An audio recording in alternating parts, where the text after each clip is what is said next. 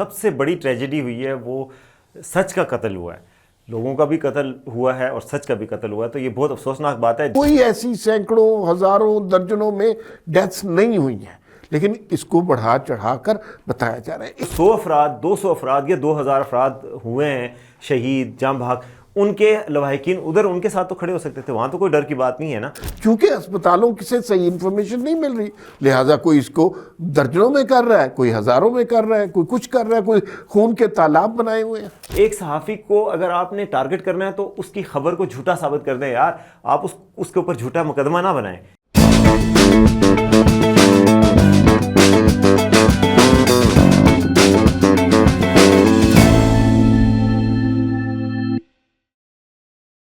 ناظرین السلام علیکم. وی ٹاک کے ساتھ میں اور وسیم عباسی آپ کی خدمت میں حاضر ہیں. اب عمران خان کی فائنل کال ختم ہو گئی ہے, اب اس کے بعد افواہوں کا اور خوفناک افواہوں کا سلسلہ شروع ہو گیا ہے کہ اس احتجاجی کال کے بعد جب آپریشن ہوا اس میں کتنے لوگ مارے گئے.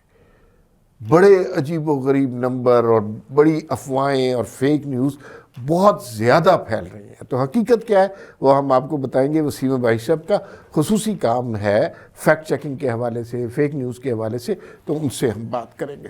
دوسری بات, خوشخبری کی خبر یہ ہے کہ پاکستان کی سٹاک مارکیٹ نے وہ اپنی نفسیاتی حد اور اخلاقی حد ساری پار کر لی ہے اور ایک نیا ریکارڈ بنا دیا. اس کا مطلب ہے کہ جب بھی فتنہ فساد ختم ہوتا ہے زمین سے, پاکستان میں چیزیں سٹیبل ہونے لگتی ہیں تو سٹاک مارکیٹ اوپر چلی جاتی ہے.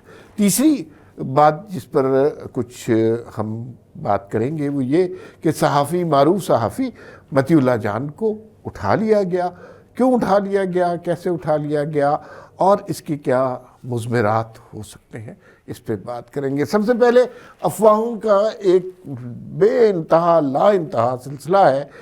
کوئی کہہ رہا ہے جی کہ 2000 لوگ مار دیے گئے, کوئی کہہ رہا ہے 5000 لوگ بنا دے. اے آئی سے جنریٹ کر کے خون کی ندیاں بہاتے ہوئے دکھائی گئے. ایک صاحب نے تو یہ تعداد اتنی بنا دی جتنی مظاہرین کی تعداد نہیں تھی. انہوں نے ارد گرد کے قسموں کی. تو حقیقت کیا ہے اور پھر یہ جو افواہیں اڑ رہی ہیں اس سے لوگوں کے ذہن جو پامال ہو رہے ہیں اس کا کیا کیا جائے؟ دیکھیں جی عمار صاحب, یہ واقعی میں جو سب سے بڑی ٹریجڈی ہوئی ہے وہ سچ کا قتل ہوا ہے. لوگوں کا بھی قتل ہوا ہے اور سچ کا بھی قتل ہوا ہے, تو یہ بہت افسوسناک بات ہے. جو فگرز چل رہے ہیں, جو پی ٹی آئی کے حوالے سے فگرز چلائیں آپ شروع کریں, تو جناب جو اس وقت جو اس حوالے ڈی چوک میں جو کچھ ہوا اس حوالے سے, اس آپریشن کے حوالے سے 0 سے لے کے 278 تک کا فگر چل رہا ہے, بلکہ ہزاروں کا بھی ہے. علی امین گنڈا پور نے تو خود کا سینکڑوں کہا ہے, کئی لوگ تو 2000 تک لے کے آ رہے ہیں.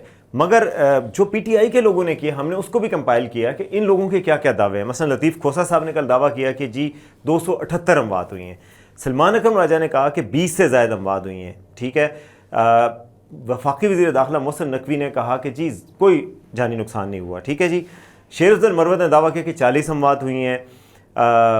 انہوں نے کہا کہ مرنے والے 7 کارکنان کا تعلق اسلام آباد سے ہے, 6 کا کوئٹہ سے ہے. اچھا, اس کے بعد صحافیوں کا جو دعویٰ ہے جو یہاں پر کرتے رہے, ان کے مختلف دعویٰ جات ہیں. میں نے بھی چیک کیا ہے تو میں سمجھتا ہوں کہ جو فگر آ رہا ہے 6 کا اسٹیمیٹ, اور 6 سول افراد اور 4 جو سیکیورٹی کے, ان کے فگر مجھے قریب قیاس لگتا ہے. لیکن اس کے علاوہ 0 والے بھی آئے ہیں. اس کے علاوہ بی بی سی نے جو دیا ہے وہ صرف 2 سویلین کا دیا ہے, رائٹرز نے 2 کا دیا ہے. جو ایک گارڈین ہے, مجھے حیرت ہوئی ہے, گارڈین نے 17 کا فگر دیا ہے, حالانکہ وہ 17 کا فگر میرے خیال میں ایگزیجریٹڈ ہے, سارے باقی صحافیوں کے خیال میں. اچھا, پہلے حکومت پاکستان نے 2 کا فگر دیا, پھر اس کے بعد 0 کا فگر ہو گیا. حکومت پاکستان نے نہیں دیا تھا, اصل میں وہ ہاسپٹل سے لیک تھا, پولی کلینک سے, اور وہ جیو پہ بھی چلا, اور میں نے تصدیق کی ہے ویسے اپنے ذرائع سے. تو پولی کلینک میں 3 افراد کی تو کنفرم اموات تھی, 4 کی اب بات چل رہی ہے, تو 4 پولی کلینک میں اور 2 پیمز کے حوالے سے یہ تو کنفرم ہو سکتا ہے. لیکن میں آپ کو بتاؤں عمار صاحب, جو انسٹاگرام پہ جو پیجز چل رہے ہیں, پتہ نہیں کون سا ریپبلک, کون سا پروپیگنڈا, میں دیکھ رہا تھا, بچے جو دیکھ رہے ہیں, اور بچوں نے اس کو فار گرانٹیڈ لیا ہوگا کہ 100 سے اوپر تو موت ہو ہی چکی ہیں. اب میں ان کو پھر انٹرنیشنل میڈیا کے لنکس شیئر کیے, میں نے کہا کہ بھائی آپ یہ دیکھیں, یہ گارڈین کی رپورٹ ہے جو ایگزیجریٹڈ رپورٹ ہے گارڈین کی, لیکن رائٹرز کی جو رپورٹ ہے اس میں 2 سویلین ڈیتھس ہیں. جو بی بی سی کی رپورٹ ہے اس میں 4 سویلین ڈیتھس ہیں. تو میں نے کہا آپ اس سے اندازہ لگائیں کہ جو حقائق ہیں اور جو ایگزیجریشن ہے, لوگوں نے مان رکھا ہے کیونکہ دیکھیں میں عمران ریاض صاحب کے ٹویٹر اکاؤنٹ سے دیکھ رہا تھا کہ ایک تصویر انہوں نے شیئر کی جو پورا ڈی چوک خون سے بھرا ہوا ہے، وہ اے آئی سے جنریٹڈ فوٹو ہے، لوگوں کے ذہنوں پر کیا اثر ڈالتی ہے اگر آپ اس طرح کا فیک نیوز چلائیں گے اور اس طریقے سے انریسٹ سوسائٹی میں پھیلائیں گے تو واقعی میں لوگوں میں بھونچال، اشتعال، یہ سب کچھ آئے گا۔ اس میں وسیم صاحب دیکھیں بہت امپورٹنٹ بات یہ ہے کہ اب لوگوں کے ذہنوں میں سوال پیدا کر دیا سوشل میڈیا نے، تو اس کو چیک کیسے کریں؟ تو جو لوگ ایک بات کو سن کر آگے بڑھا رہے ہیں وہ پوری سوسائٹی کو بڑا ڈیمیج کر رہے ہیں۔ یہ جو وی نیوز کا دفتر ہے نا، یہ اس جگہ سے کلومیٹر کا بھی فاصلہ نہیں بنتا جہاں پہ اب جس کا یہ واقعہ ہے، یہاں پر سارے لوگ دفتر موجود تھے، کوئی ایسی سینکڑوں ہزاروں درجنوں میں ڈیتھس نہیں ہوئی ہیں، لیکن اس کو بڑھا چڑھا کر بتایا جا رہا ہے۔ ایک جو دو چیزیں کنفرم کرنے کے لیے ڈیتھ بہت ضروری ہوتی ہیں، ایک تو یہ ہے کہ آپ کو تین چیزیں ہسپتال کے ذرائع آپ کو بتا دیں یا آپ وہاں سے پتہ کر لیں، دوسرا گورنمنٹ جو اتھارٹی ہے اس کی طرف سے کوئی بیان آ جائے۔ اگر آپ کو ان دونوں پر کوئی شک ہے تو پھر سب سے بڑا جو فیکٹ چیک ہوتا ہے وہ لواحقین کی جانب سے ہوتا ہے۔ بھئی جس کے گھر کے بندے مرے ہیں وہ آ کر احتجاج کرے، ڈیڈ باڈی مانگے، مطالبہ کرے، وہ لوگ کہیں نہیں نظر آ رہے۔ اور یہ سب ایگزیجریشن اس پارٹی کی طرف سے ہو رہی ہے جو پتہ کڑکتا ہے اور ویڈیو بنا لیتے ہیں۔ تو اتنی ہزاروں میں اگر ڈیتھس ہوئی ہیں، کسی کی بھی ویڈیو سامنے نہیں آئی تو، اور میں آپ کو بتاؤں کہ ان کا پروپیگنڈا اتنا سٹرونگ ہے کہ ہر وہ شخص جو سوشل میڈیا پہ ہے اور تھوڑا سا عمران خان سے ہمدردی یا حمایت رکھتا ہے، اس کے ذہن میں یہ ڈال دیا گیا ہے کہ یہ سینکڑوں اور یہ ڈیتھس ہو کسی طرح بھی نہیں مان رہے۔ میرے پڑوس میں ایک شخص رہتے ہیں، انہوں نے مجھے کہا کہ 2000 افراد قتل ہوئے۔ میں نے کہا یار 2000 افراد کیسے ہو سکتے ہیں؟ اگر ایسا ہوگا وہ کہاں گئے ہیں؟ یہاں پر آپ کہتے ہیں نون لیگ کی حکومت ہے یا کسی اور کی حکومت ہے، آپ کی اپنی حکومت ہے کے پی میں۔ گنڈا پور صاحب نے پریس کانفرنس کی، کم از کم جو 100 افراد 200 افراد یا 2000 افراد ہوئے ہیں شہید جاں بحق، ان کے لواحقین ادھر ان کے ساتھ تو کھڑے ہو سکتے تھے، وہاں تو کوئی ڈر کی بات نہیں ہے نا، وہاں جا کے ہی کہہ دیتے۔ تو ایسی بات بالکل نہیں ہے۔ لیکن اب آپ دیکھیں کہ چونکہ ہاسپٹل پہ بھی سیکریسی ہے کہ وہ 0 ڈیتھ بتا رہے ہیں، تو 0 بھی نہیں کرنی چاہیے تھی۔ میرا تو خیال ہے میڈیا کو ایکسیس دینی چاہیے تھی، پولی کلینک پنگز ہاسپٹل میں ان کی لسٹیں بنتی ہیں، وہ لسٹوں تک ایکسیس دینی چاہیے تھی، کیونکہ حقیقت ہمیشہ درمیان میں ہوتی ہے، وہ انویسٹیگیٹ کرنی ہوتی ہے۔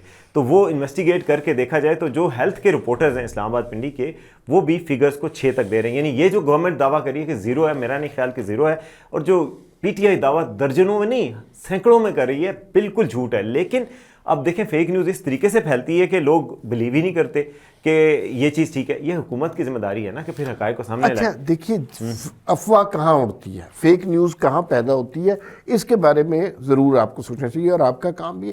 کب فیک نیوز پیدا ہوتی ہے، کب افواہیں اڑنا شروع، کب سینہ گزٹ شروع ہو جاتا ہے، کب سنی سنائی باتوں پر لوگوں کو اعتبار ہونا شروع ہو جاتا ہے، یہ صرف اس وقت ہوتا ہے جب لوگوں کو درست اور حتمی انفارمیشن نہیں ملتی۔